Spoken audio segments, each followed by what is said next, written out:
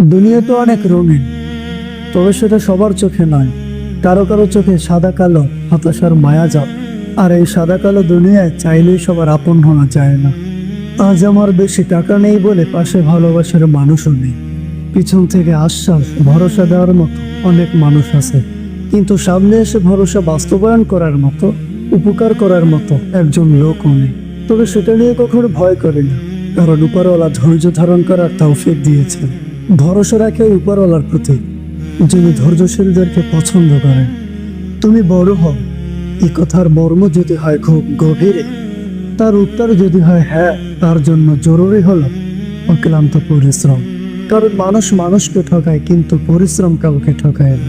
পরিশ্রম সবসময় মানুষকে জিততে শেখায়।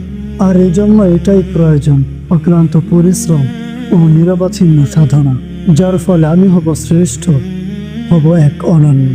কালের ঘূর্ণাবর্তে সবকিছুর পালাবদল ঘটেছে, তেমন আমার ভালো পরিশ্রম একদিন আমার জীবনকে বদলাবে। কারণ লেখকের দাবি কলমটি বইয়ের পাতায় লিখেছে, পরিস্থিতি যখন কঠিন আকার ধারণ করবে, কষ্ট যখন বেড়ে যায়, হতাশা যখন ছেয়ে ফেলে, ঠিক তখনই প্রশস্ততা ও মুক্তির জন্য অপেক্ষা করো।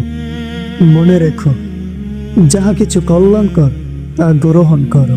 হতাশ হবে না, প্রতিপালকের প্রতি উত্তম ধারণা পোষণ করো।